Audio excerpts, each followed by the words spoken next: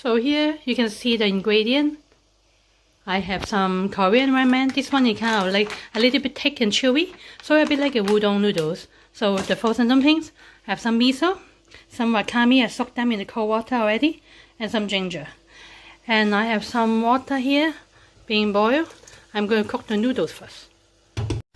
So I let the noodles cook. Make sure, same as when you're cooking pasta, stir them so they don't stick together. So it takes around 80 minutes normally. But I'm going to cook it a little bit shorter than this, so they still have a bit of little bites. And also I'm going to put them back to a soup. And so if you cook it for too long, it's going to be too soft.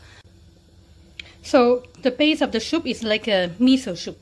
We will use some vegetable stock later, and also add the miso, ginger, and wakame together to make a very simple broth, and also will taste great.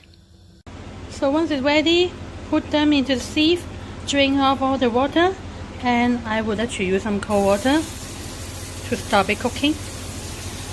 So you will get lovely, fancy, nice noodles.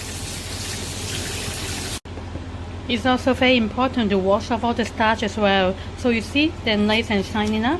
So let them, keep aside, and then you can cook the soup, and then you cook the dumpling. So you can see the dumpling, they're individually frozen, so you don't have to use all of them. Just take as much as you want. And you look at the frying pan, I don't put too much oil in it, around maybe 1 or 2 tablespoons, depends on how much you actually use it. And so when the frying pan gets kind of hot, make sure they are kind of spreading everywhere. You can start putting them in one by one. Put the flat bit on the bottom. If your stove is very strong, you can actually lower down heat.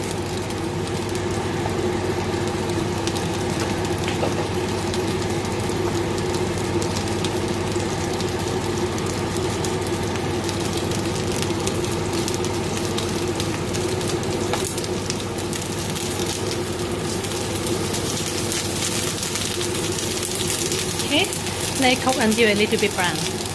The reason we have to cook it from frozen, because if you defrost them, they're going to be turned into like a really mushy piece of thing. You would not want to play with them. So cook them from frozen, and look now. Oh yeah, they're perfectly brown. So what you do now is get some hot water.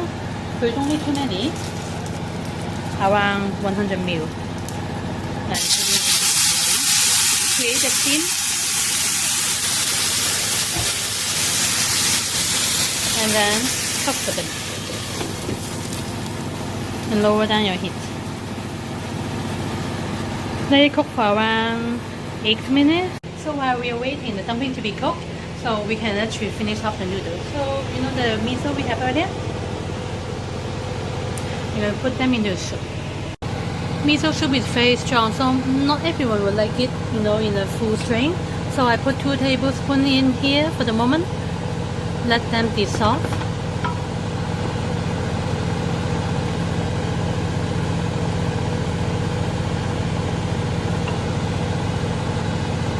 And earlier we have the ginger, and we're going to put the wakame, and actually I put some stock in earlier, so it would be a lovely flavorful stock for the noodles.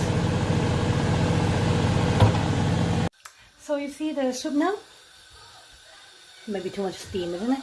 But now it's turned into a lovely miso broth. What you can do now is add some seaweed in it. I add quite a lot because I like it. Look, this is the seaweed miso soup now. So if you like, you can actually put some tofu inside, and it is a soup, on its own, which is beautiful. So, but now I'm going to use it as a base. So noodles in. Okay, it's the noodles I cooked earlier. Put them all in. Sorry, I have only one hand, so excuse me, it looks a bit messy. Okay, look. Move it around.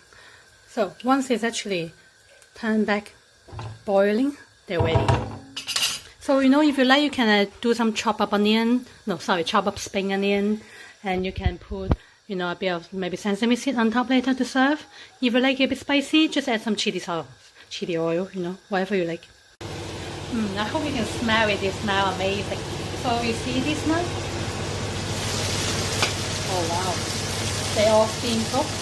And then the bottom is going to be crisped up when I leave the lid open. Look at them. So look, I show you the bottom of them. They're not really done yet because there's some water, but you know, be careful. Move them tiny bit. Wow, look. It's nice and brown again. So you know, in most places, this is already really ready. But I think, you know, a lot of people like it even more crispy. So what you can do is slightly move them. You know, they're still kind of fragile, so you just turn them. My family, they like it more crispy, so that's what I normally do. I turn them so they have one more dimension of their crispiness. Look at them, they're so nice and crispy. It's going to be extra nice and juicy in a minute. So now they are ready, and it's so easy. Look, you can have the things separate, the dumplings separate, and you can put it on top as well. And it's a really easy dinner for everyone. So enjoy. I can't wait now. Bye bye.